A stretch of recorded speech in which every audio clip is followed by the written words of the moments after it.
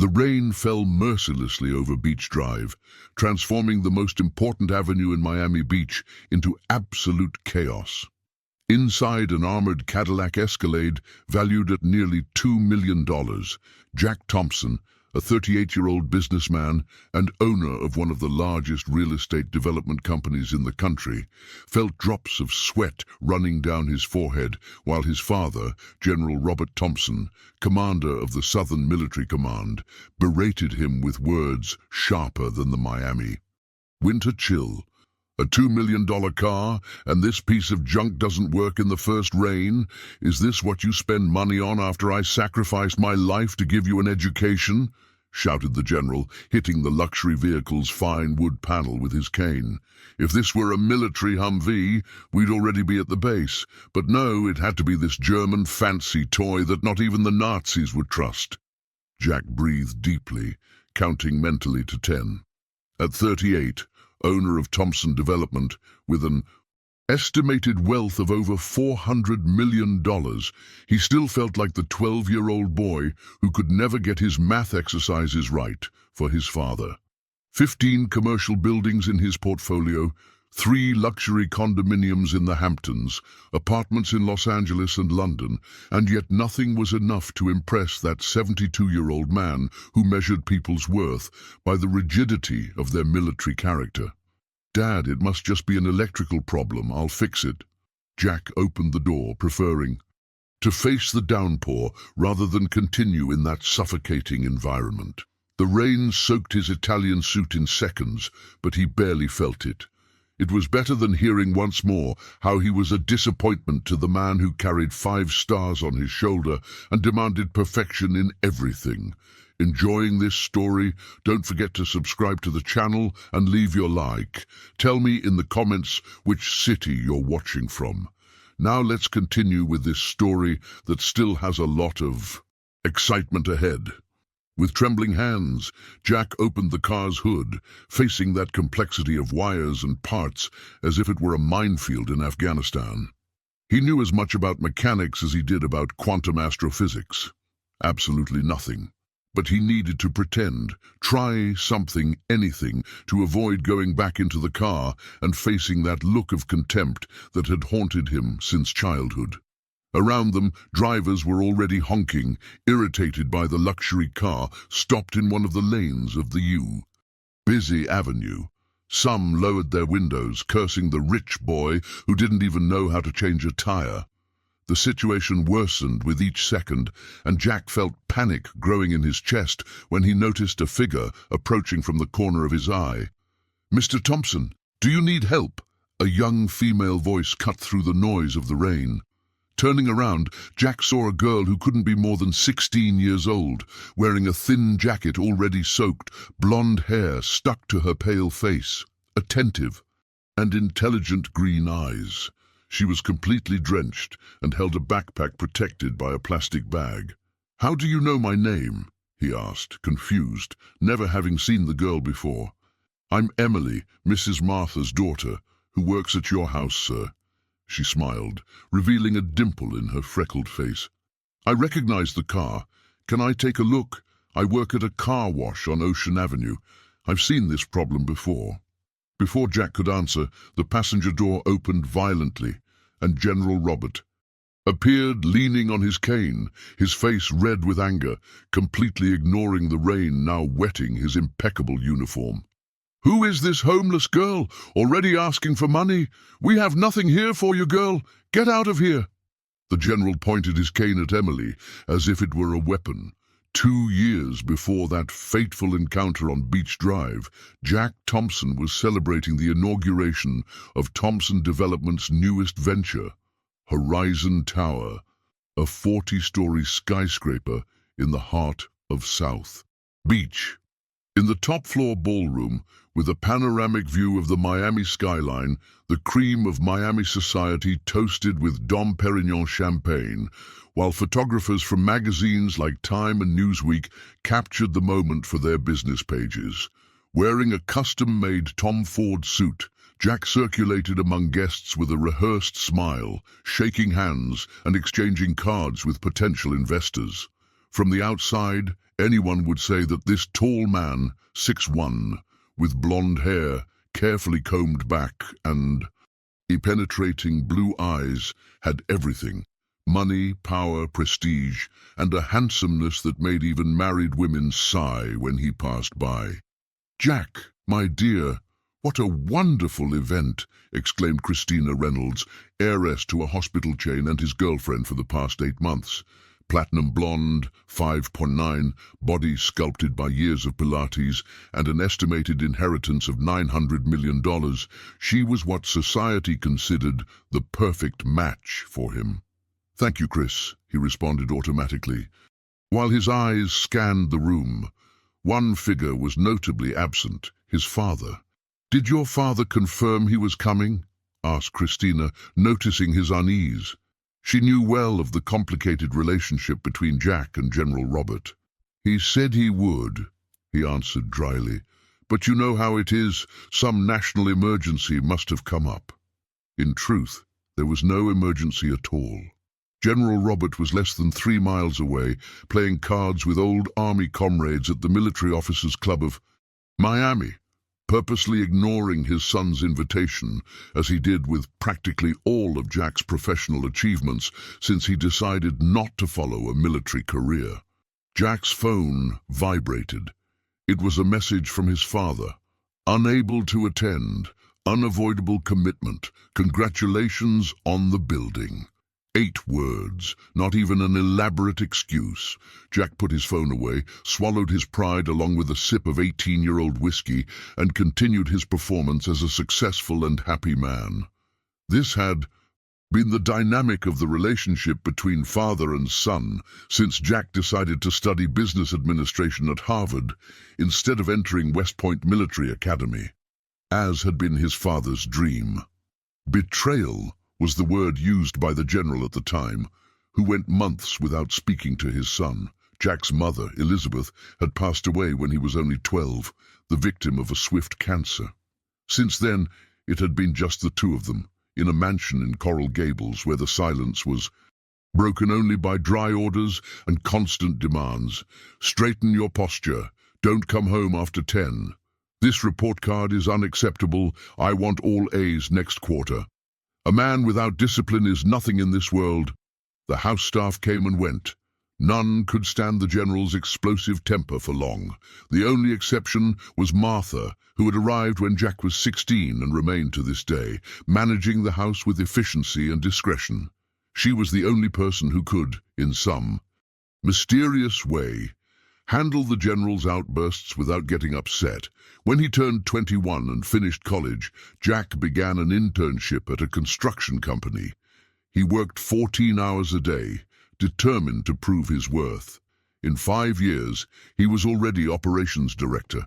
In 8, he secured investors to open his own company. Thompson Development grew vertiginously during the real estate boom of the 2010s, transforming Jack into one of the country's most promising young entrepreneurs.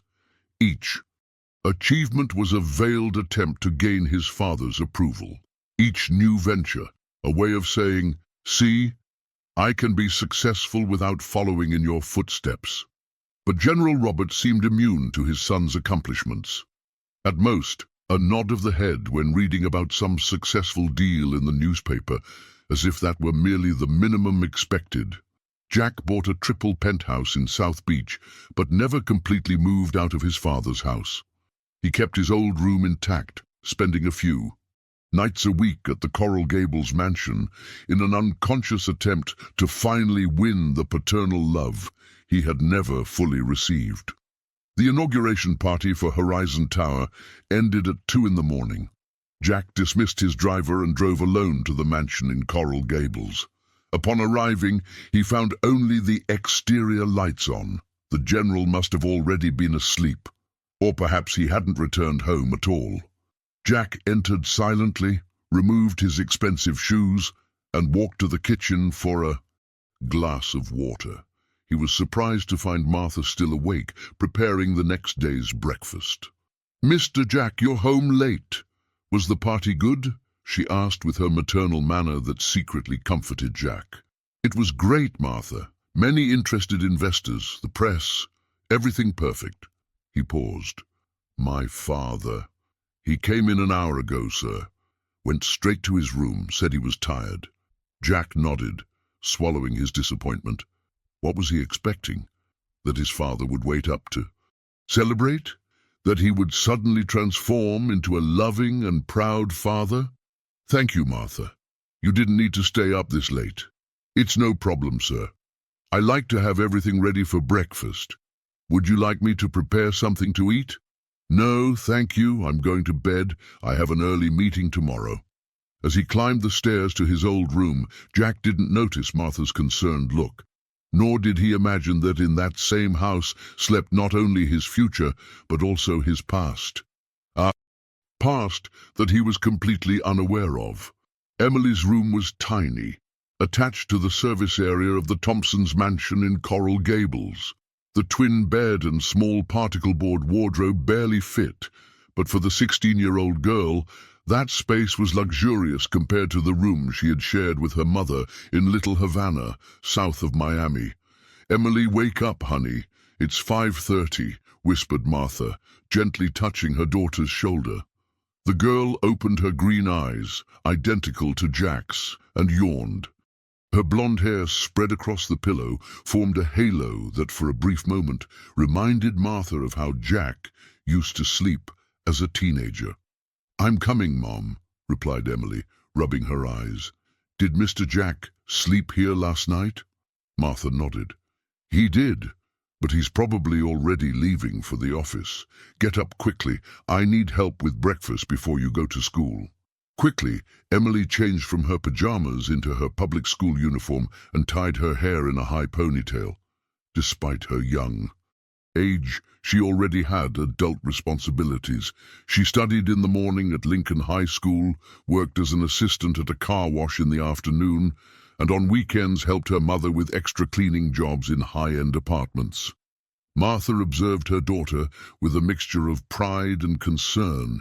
Emily was intelligent, determined, and curious about everything, especially about cars and mechanics, a passion she had developed working at the Ocean Avenue car wash, where she quickly learned to identify simple mechanical problems in the luxury vehicles that passed through.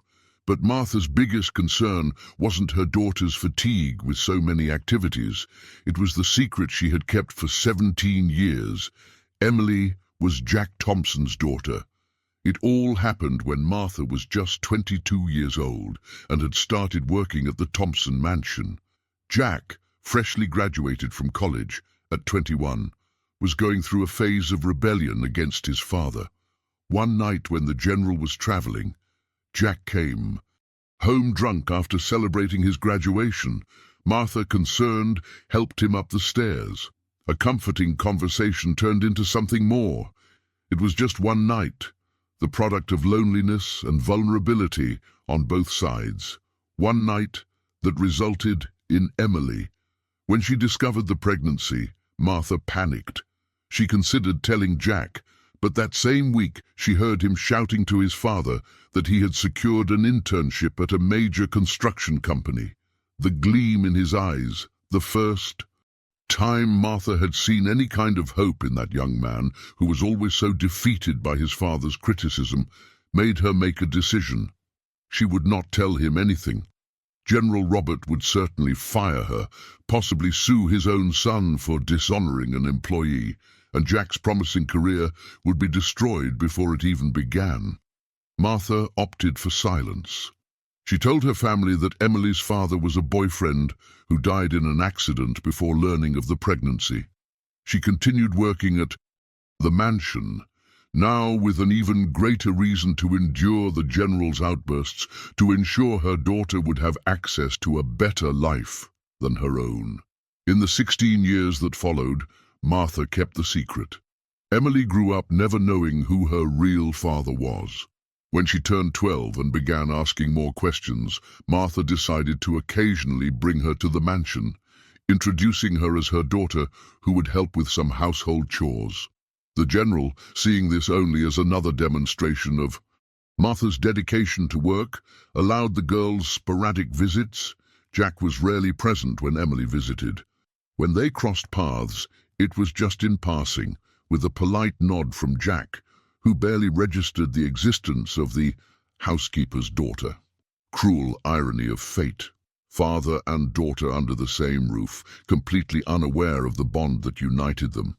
As she watched Emily preparing toast in the mansion's kitchen that morning, Martha struggled with the fear growing in her chest. The girl was looking more and more like Jack. The same penetrating green eyes, the same face shape, even the way she furrowed her brow when concentrating.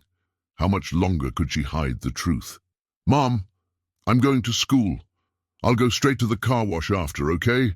said Emily, kissing her mother's cheek. "Oh, and don't forget I need that money for the school field trip to the Museum of Science." Martha nodded, feeling a pang of guilt. The field trip cost only $50, but with the tight budget this month, even that was a challenge. If she told Jack the truth, perhaps... No, she couldn't. Jack had his own life now. A serious relationship with that socialite who appeared in magazines, a company to manage. And the general... Martha shuddered just thinking about his reaction. The old military man had a rigid and antiquated code of honor. Discovering that his only son had an illegitimate daughter with the housekeeper would be the end of any relationship between them. As difficult as that relationship was, Martha knew how much Jack still sought his father's approval. "God be with you, honey. Be careful on the bus," said Martha, watching Emily leave through the back door of the mansion, worn backpack on her shoulders, perfectly ironed uniform, the future yet to be written.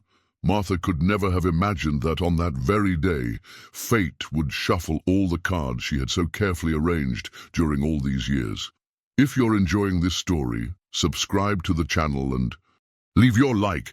I want to know in the comments, what do you think Martha should do? Tell the truth or continue keeping the secret? Now let's continue with our story. The rain was falling mercilessly over Beach Drive when the engine of Jack's Cadillac simply stopped working. As in a horror movie, all the dashboard lights went out, leaving only the sound of rain and General Roberts' cursing filling the luxury vehicle's interior. Meanwhile, Emily was running along the sidewalk trying to protect herself from the downpour. She had left the car wash early because business was slow due to the rain, and she intended to use the free time to study for the next day's physics test. Balancing herself to avoid stepping in puddles forming on the path, she spotted a car stopped in the middle of the avenue, causing a small traffic jam. That's when she recognized the silver Cadillac with a personalized license plate. TMPSN. It was the car belonging to her mother's employer, the man she occasionally saw at the mansion, always hurried, always distant, Mr. Jack, as her mother called him with almost reverential respect. Emily hesitated for a moment. Should she get involved? Mr. Jack probably had insurance, 24-hour assistance, all the resources money could buy, but something propelled her in that direction. Perhaps natural curiosity, perhaps the unconscious desire to help the man who, without knowing, was her father. As she approached, she saw Jack soaked, looking at the engine with an expression of complete helplessness. And through the open passenger window she recognized the austere figure of General Robert, the man who had always treated her as if she were invisible on the rare occasions he had seen her at the mansion. "Mr. Thompson, do you need help?" Emily gathered courage to speak, stopping a few steps from him. Jack turned, confused. "How do you know my name?" "I'm Emily, Mrs. Martha's daughter, who works at your house, sir." She smiled, feeling a strange emotion, finally interacting directly with this man. "I recognize the car. Can I take a look? I work at a car wash on Ocean Avenue. I've seen this problem before." Before Jack could respond, the passenger door opened violently, and General Robert appeared, leaning on his cane, his face red with anger. "Who is this homeless girl? Already asking for money? We have nothing here for you, girl. Get out of here." The general pointed his cane at Emily as if it were a weapon. Emily felt her face burn, but maintained her composure. She was used to arrogant customers at the car wash. "I'm not asking for money, sir, just offering help. I work with cars." "You?" The general laughed cruelly.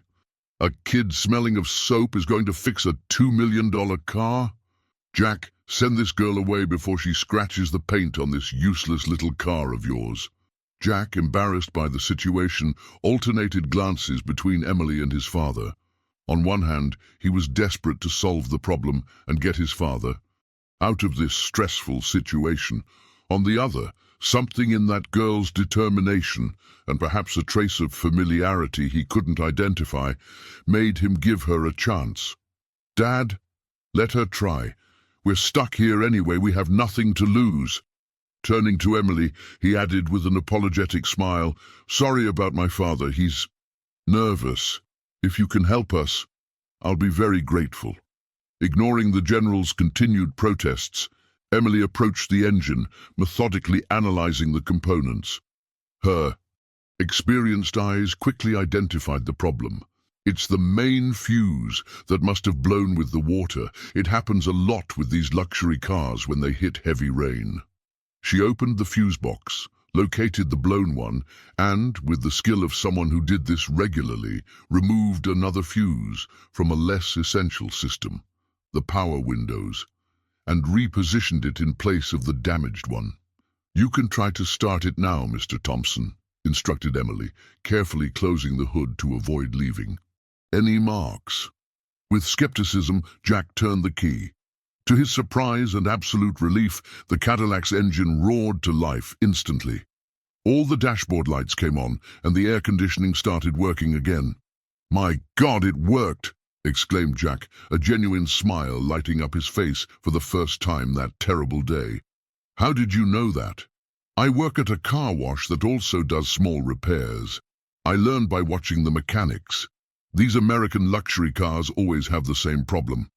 When they get too wet, explained Emily, trying not to show the pride she felt. I just swapped one fuse for another, so your power windows won't work until you replace the blown fuse. You'll need to open the doors manually for now. Look at that, growled the general from the passenger seat. A little ghetto girl knows more about American cars than you, who studied at the best schools in the country. What a shame, Jack. Even the poor have more competence than you. Jack swallowed the humiliation, maintaining a forced smile for Emily. Thank you so much, really. Let me pay you for this. He began to take out his wallet, but was interrupted by the deafening noise of horns behind them. The traffic jam had worsened, and irritated drivers were starting to shout through their windows. Move it, rich boy, shouted a taxi driver. Get off the road, jerk, yelled another driver. The general hit the dashboard hard. Let's go, Jack. I'm already late because of your incompetence. Let's go now. Under pressure, Jack merely mumbled a hasty thank you to Emily and accelerated, leaving her alone in the rain, without even having had time to reward her for her help. Emily stood on the sidewalk, watching the car disappear into the chaotic traffic of Beach Drive. A mix of feelings invaded her. Pride for having fixed the car, sadness for the treatment received from the general, and a strange and inexplicable connection with that man who hadn't even had time to properly thank her. What she didn't know was that that brief encounter would forever change the course of 3 lives. 3 days after the incident on Beach Drive, the Thompson mansion in Coral Gables was bustling with preparations for General Roberts' birthday dinner, who was turning 73. Despite insisting that he didn't want celebrations, Jack had organized an intimate dinner with some of his father's close friends, all high-ranking military officers and their wives. Martha coordinated the hired catering, checking every detail of the decoration and menu. She had worked all day, and her tired expression revealed more than physical effort. It also carried the weight of a decision she needed to make. "Mom, I'm home," announced Emily, entering through the back door. "Can I help with something?" Martha looked at her daughter with apprehension. She hadn't told her about the encounter with Jack on Beach Drive, as the girl hadn't mentioned the episode. Apparently, Emily had no idea she had helped her own father. "Honey, it's better if you stay in your room today. The general is having his birthday. There will be an important dinner here." "Oh, let me help, Mom. I finished my homework," and Mr. Tony let me off early from the car wash today." Before Martha could insist, Jack entered the kitchen holding a bottle of wine. "Martha, do you think this Cabernet is good for—" He stopped upon seeing Emily. His face lit up with recognition. "Hey, you're the girl from Beach Drive, the one who fixed my car." Emily smiled shyly. "Hi, Mr. Thompson. What are you doing here?" he asked, confused. "I live here, sir. I mean, not always, but sometimes I stay with my mother." She pointed to Martha, who looked like she had seen a ghost. "You two know each other?" Martha asked with a trembling voice. Jack approached Emily, examining her with curiosity. "3 days ago my car broke down on Beach Drive under that downpour. This girl appeared and fixed in 2 minutes what would probably have cost me hours at the dealership." He smiled genuinely. "I didn't have time to properly thank you, with my father yelling and the traffic stopped. But you saved me from a terrible situation." Martha felt her legs weaken and needed to lean on the kitchen counter. The moment she had feared for 16 years was happening right there, in front of her, and there was nothing she could do to prevent it. "Mr. Jack, this is my daughter, Emily," she finally said, with the firmest voice she could muster. "You're a daughter?" Jack seemed genuinely surprised. "I didn't know you had a teenage daughter, Martha. How old are you, Emily?"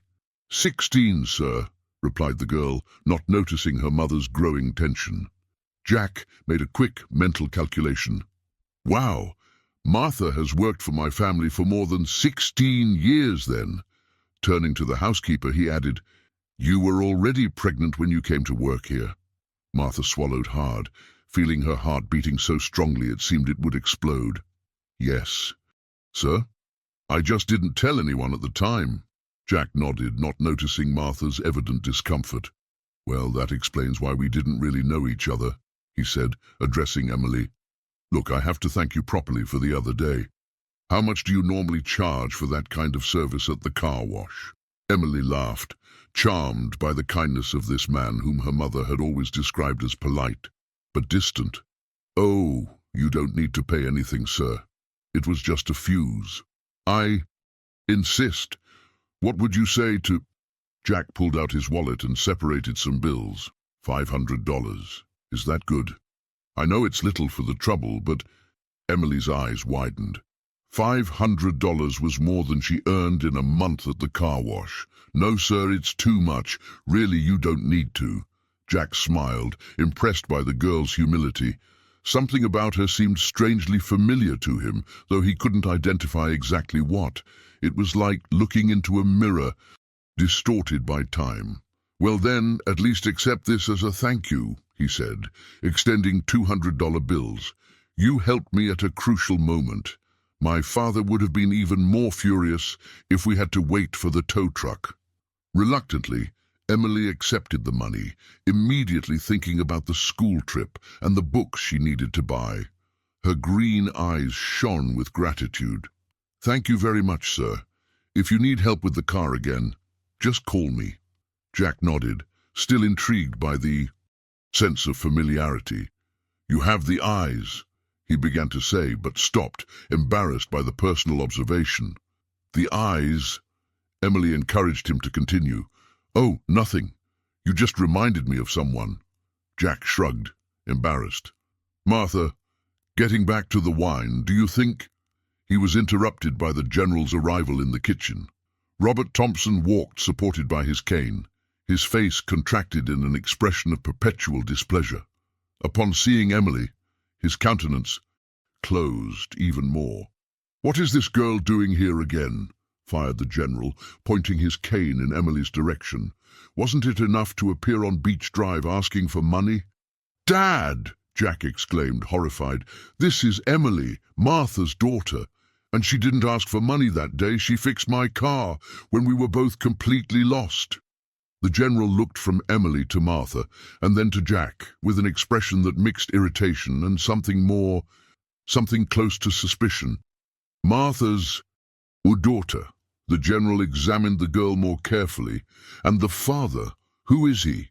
Martha instantly paled. In a protective reflex, she positioned herself beside her daughter. "He passed away before Emily was born, sir." The general frowned, his military eyes trained to detect lies, scrutinizing the housekeeper's face. "How old is this girl again?" 16, replied Emily, beginning to feel uncomfortable with the interrogation. The general calculated mentally, and his face hardened even more. He turned to Jack, who was observing the scene confused, and then back to Emily. "Look at her, Jack," ordered the general.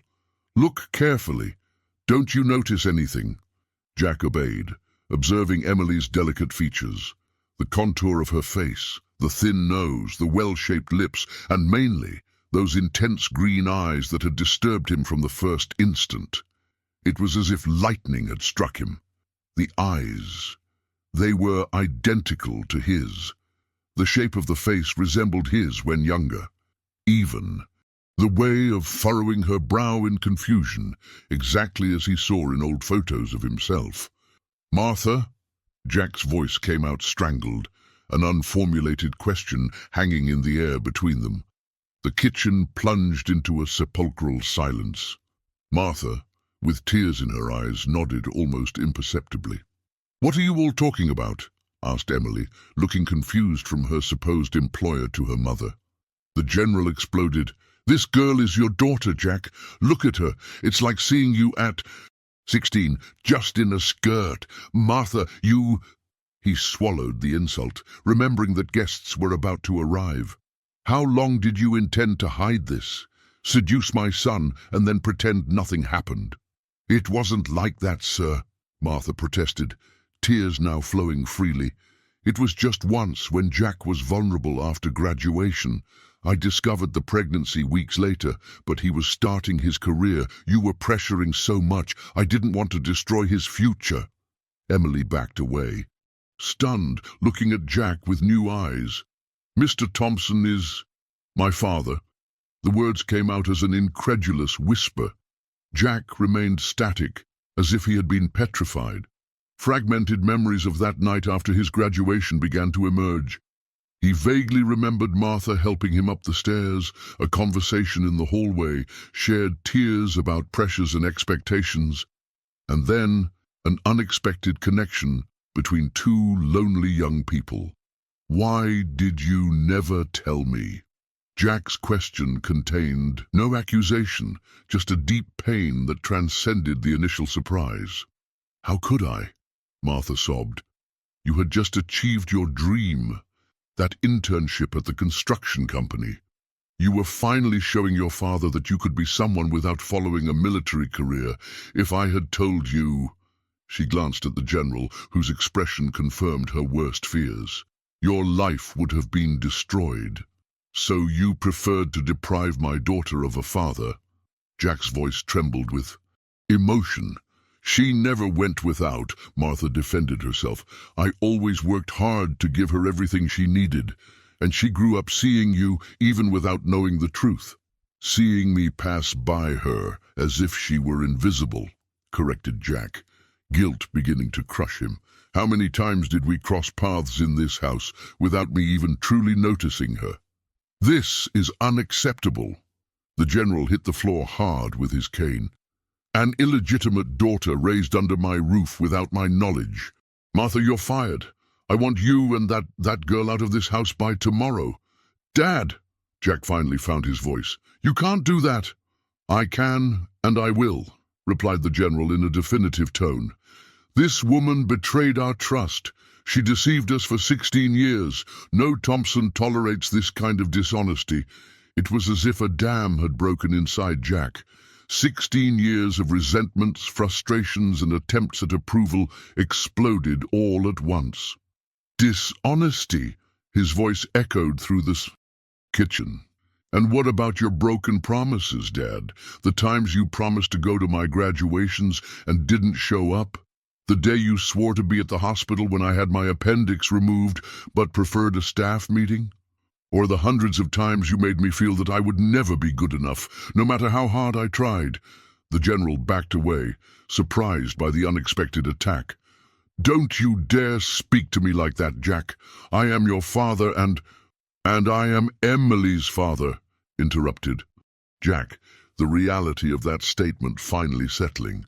A daughter I didn't know, because you created such a toxic environment in this house that Martha was afraid to tell me the truth. And you know what's worse, I completely understand her fear. Jack turned to Emily, who was watching the scene paralyzed. Her eyes, so similar to his, were teary, her lower lip trembling slightly. He approached, hesitant, and lightly touched the face of the daughter he had just discovered. Forgive me, Emily. Forgive me for all these lost years. Jack felt his own tears welling up. I didn't know, but now I do. And I promise that if you give me a chance, I'll try to make up for all this time. Emily, unable to process the avalanche of emotions that invaded her, just nodded, allowing a single tear to run down her cheek. The general observed the scene with a mixture of anger and disbelief. This is unacceptable, Jack. This girl can't simply appear, and this girl has a name, Dad. It's Emily. My daughter, your granddaughter. Jack stood firm, still with his hand on Emily's face. And she didn't appear now. She's been here the whole time, right under your arrogant nose, fixing cars and studying, while you treated her like trash, just as you've always treated me. The sound of the doorbell broke the tense moment. Guests for the general's birthday were beginning to arrive. This isn't over, growled the general, adjusting his jacket and returning to his military posture. But we have guests now. Keep this situation away from the dining room. With that he withdrew, leaving a palpable trail of disapproval. Martha, still trembling, hugged her daughter. Forgive me, Emily. I just wanted to protect you. And him. Why did you never tell me, Mom? Emily's words came out interspersed with sobs. I thought it would be easier this way, that you wouldn't miss what you never had. Jack, observing mother and daughter embracing, felt an overwhelming mixture of emotions. Anger for the hidden truth, sadness for the lost years, fear of not knowing how to be a father to a teenager, and surprisingly, a joy he couldn't explain. There, amid the chaos, was a piece of him that he never knew was missing. Martha, he called softly, nobody is leaving this house. This is Emily's home as much as it is mine. It always was. We just didn't know. The housekeeper looked at him with gratitude, but still fearful. Your father, my father, will have to accept it, or it will be he who needs to find another place to live. The determination in Jack's voice was new, as if a long, dormant strength had finally awakened. What none of them noticed was that, from the hallway, General Robert observed the scene, the hard expression softening almost imperceptibly. For a brief moment, he saw in his son the strength he had always desired, and in the granddaughter he had just discovered, traces of the deceased wife he had loved so much. Then he turned and went to receive his guests, carrying with him a whirlwind of emotions that a career military man like him would never admit to feeling. 1 week after the revelation that had shaken the foundations of the Thompson family, the mansion in Coral Gables had transformed. Emily's tiny room was deactivated, and the girl now occupied one of the main guest rooms, hastily decorated with posters of bands she liked and a shelf full of technical books about automotive mechanics. A gift from Jack when he discovered his daughter's passion for the subject. That Sunday morning, the first without the weight of secrets, Jack was preparing breakfast in the huge kitchen. He had never been very skilled with domestic tasks, but he insisted on making pancakes for Emily, a recipe he had found on the internet that seemed simple enough for a beginner. Need help, sir? Martha appeared at the kitchen door, still uncomfortable with the new family dynamic. Martha, we've talked about this, Jack smiled, trying to ease the tension. No more, sir, when we're family. And yes, I need all the help I can get before I burn down the kitchen. Martha smiled timidly and approached, taking the spatula from Jack's hand and flipping a pancake that was already starting to burn. It's easier to do this with the heat lower, she instructed. You've saved me again, Jack joked. Then in a more serious tone, Actually, you've always saved me, Martha. You took care of my daughter when I didn't even know she existed. Gave her values, education, love. I did what I could, replied Martha, focusing on the skillet to hide her emotion. But a girl also needs a father. And I'm going to make up for all this time, promised Jack, observing her with gratitude he had never felt for anyone. Emily will have the best of me from now on, and so will you, Martha. No more being a housekeeper, your family now. At that moment, Emily entered the kitchen, still in her pajamas, her blonde hair disheveled. She stopped, embarrassed, upon seeing Jack and Martha together. "Good morning," she said timidly. "Good morning, daughter," replied Jack, the word daughter still sounding strange and wonderful on his lips. "I made orange juice," offered Emily, lifting a pitcher. "I thought, well, that it would be nice to have breakfast as a family." Jack felt a lump in his throat. A family. That's what they were building amid the wreckage of secrets and lies. The three sat at the kitchen table, something they had never done before. A simple meal, but shared, with a new understanding of what it meant to belong to one another.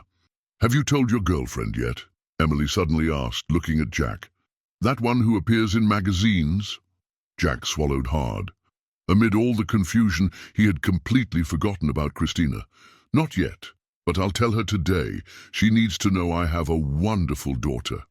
And what if she doesn't like me?" The vulnerability in Emily's voice reminded Jack how young she still was, despite her precocious maturity. "Then she's not the right person for me," he answered simply. "You come first now, Emily. Always." The sound of firm footsteps interrupted the family moment. General Robert entered the kitchen wearing his impeccably pressed robe, his posture erect as if he were in a military parade, even at 73 years old. The silence that followed was almost palpable. Since the night of the revelation, the general had kept his distance, communicating only in monosyllables when absolutely necessary. His presence, now in the intimacy of the family breakfast, was unexpected. "Good morning," said the general, his voice controlled without the usual harshness. "Good morning, Dad," Jack replied cautiously. "General," muttered Martha, rising by reflex.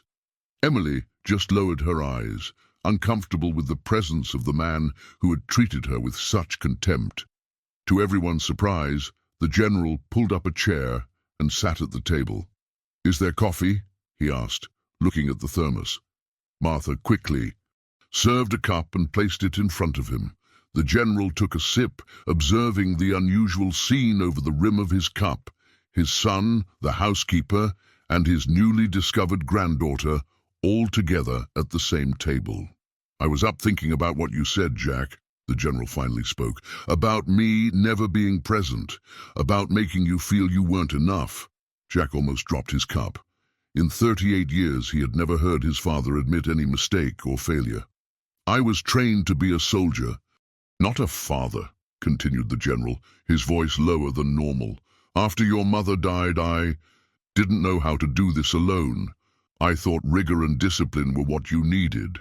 "What I needed was a father who accepted me as I was," replied Jack, years of hurt showing in his voice. I know now." The old military man looked at Emily, who was watching him cautiously. "And you, young lady, didn't deserve the treatment you received from me. At the military academy, I learned that a leader must acknowledge his mistakes, so I apologize." Emily widened her eyes, surprised by the unexpected request. "It's okay, sir," she responded automatically. "No, it's not okay," corrected the general. "But it can be, if you give me a chance. I'm not good with feelings, but I would like to get to know my granddaughter." Jack watched, astonished. This version of his father he had never imagined existed. It was as if Emily's presence had caused a crack in the old military man's impenetrable armor. "I hear you understand cars," continued the general, addressing Emily. "I have a 1955 Jeep Willys in the back garage. It was my first vehicle in the army. It's been sitting for years, but maybe we could restore it together, if you want." Emily's eyes shone with genuine interest. "You have a 1955 Willys. Those are legendary. I'd love to see it." An almost imperceptible smile appeared on the General's usually serious face. "After breakfast, we can go there." Martha and Jack exchanged looks of amazement. The man who had spent his life giving orders and demanding perfection was now asking, not ordering. "Thank you, Dad," said Jack, feeling an emotion he couldn't name. The General nodded briefly, returning to his coffee cup. "Martha," he said after a moment, "these pancakes are burnt." Martha blushed, but before she could apologize, the General added, "My mother used to make excellent pancakes. Perhaps I could show you her recipe one of these days." And so, on that Sunday morning, around burnt pancakes and revealed secrets, a family began to rebuild itself. Not perfect, not without scars, but united by something stronger than blood, the willingness to start over. Outside the mansion, the city of Miami pulsed in its usual frantic rhythm. But within those walls, time seemed to have slowed down, giving wounds a chance to heal and new bonds to form. "What do you think about going to Bayfront Park after lunch?" suggested Jack, looking at his daughter with affection. "There's a new exhibition at the Contemporary Art Museum that I think you'll like, Emily." "I've never been to the Contemporary Art Museum," confessed the girl. "Then it's more than time," said Jack, feeling his heart tighten as he realized how many firsts they would still have together, simple things that many parents experienced when their children were young. "I can prepare a picnic," offered Martha, "and I can lend my military binoculars to observe the birds in the park," added the General to everyone's surprise. Noticing the looks, he cleared his throat, uncomfortable. "It's a good observation and discipline exercise." Emily smiled, and in that smile, Jack saw a future he never imagined he would have. A real family. Not the one he had tried to build with companies and material achievements, not the one the General had tried to mold with orders and discipline, but one that was forming naturally, founded on something all of them had secretly desired for years: acceptance and unconditional love. Outside, rain began to fall again over Miami, but this time there were no broken-down cars or humiliations, only the comforting sound of drops hitting the roof, while inside the mansion, a family slowly learned to find itself. What would you do if you discovered, like Jack, that you have a daughter you didn't know about? Or if you were in Emily's place, discovering your father was so close all along? Leave your opinion in the comments. And don't forget to subscribe to the channel so you don't miss our next stories. 6 months later, the late afternoon sun bathed the garden of the Thompson mansion in Coral Gables. On the spacious lawn, a large wooden table had been set up for the Sunday barbecue, a tradition that had been established in recent months. In front of the grill, Jack flipped meat skewers, wearing an apron that read, "World's Best Dad," a gift from Emily on the first Father's Day they celebrated together. "Dad, don't let them burn this time," shouted Emily from the open garage, where she was working with General Robert on restoring the 1955 Jeep Willys. Her face was stained with grease, and she wore overalls that Jack had bought especially for these occasions. "You got it, Chief Engineer," replied Jack, giving a thumbs up. He still hadn't completely gotten used to the sensation of being called Dad, but each time the word left Emily's lips, he felt a comforting warmth in his chest. The last 6 months had been an emotional roller coaster of adaptations. The news that Jack Thompson had an unknown teenage daughter leaked to the press, as expected. The tabloids had their moment of frenzy, publishing headlines such as "Hidden Heiress," "The 16-Year Secret of Millionaire Jack Thompson," and from housekeeper to mother-in-law, "The Amazing Story of Martha the Maid." Jack faced the situation head-on, giving a single interview to Time magazine, where he officially presented Emily as his daughter and asked for respect for the family's privacy. The firm and transparent stance surprised many of his peers in the business world, accustomed to seeing him as a reserved man who avoided personal exposure. Christina Reynolds, his girlfriend at the time, didn't react well to the news. Not because of Emily's existence itself, but because Jack had unilaterally decided that Martha and her daughter would live in the mansion as family, not as employees. "Do you really expect me to accept sharing our life with your ex-housekeeper?" questioned Christina during a heated discussion in Jack's South Beach penthouse. "I understand you want to recognize the girl. I even think it's noble, but there are more discreet ways to handle this. Pay good child support, buy them an apartment, pay for a private school for the girl."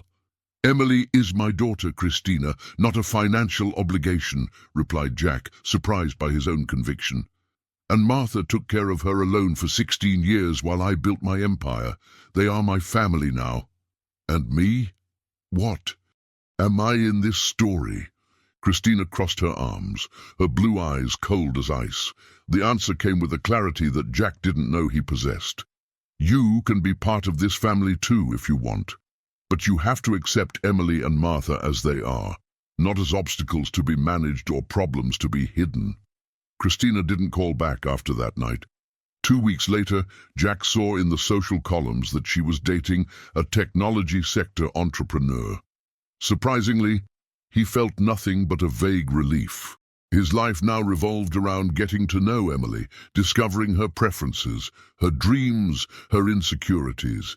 He learned that she hated cilantro, loved science fiction movies, dreamed of studying mechanical engineering at MIT, and had a natural talent for drawing cars, a hobby he began to encourage by buying professional drawing materials. General Robert, against all expectations, underwent the most impressive transformation.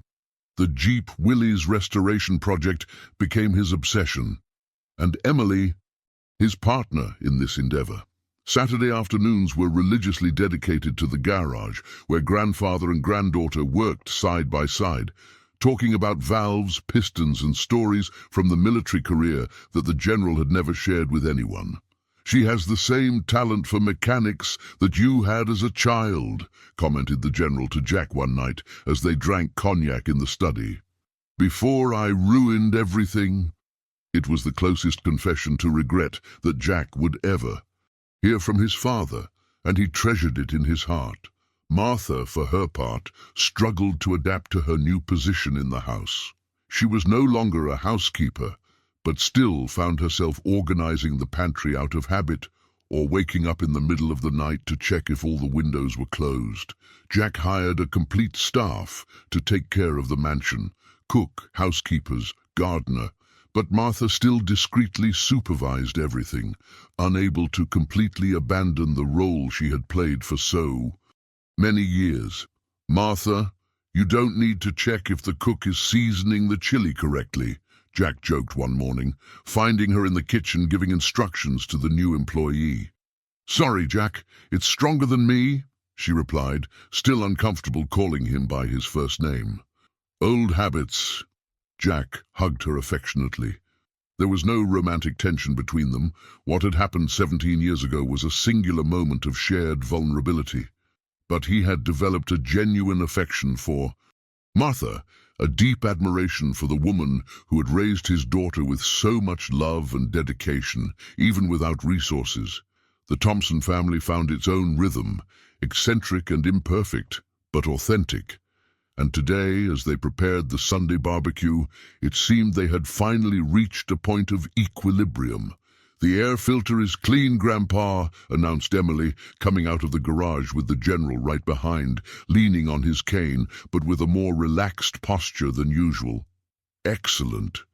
"Work, cadet," he replied, using the affectionate nickname he had created for his granddaughter. "Tomorrow we'll check the electrical system." Martha came out of the kitchen carrying a tray of coleslaw, followed by the new cook with the hamburger buns. "Emily, go wash that face before sitting at the table, and you too, General, your hands are full of grease." General Robert, who had once commanded entire battalions and made generals tremble with his gaze, just smiled and replied, "Yes, ma'am." Jack observed the scene with a sense of fullness he had never imagined possible. His phone rang, the financial director of the development company, with some emergency, no doubt, but he ignored it. Work could wait. There were more important things now. "Emily," he called when everyone sat at the table, "I have a surprise for you." He took an envelope from his pocket and handed it to his daughter.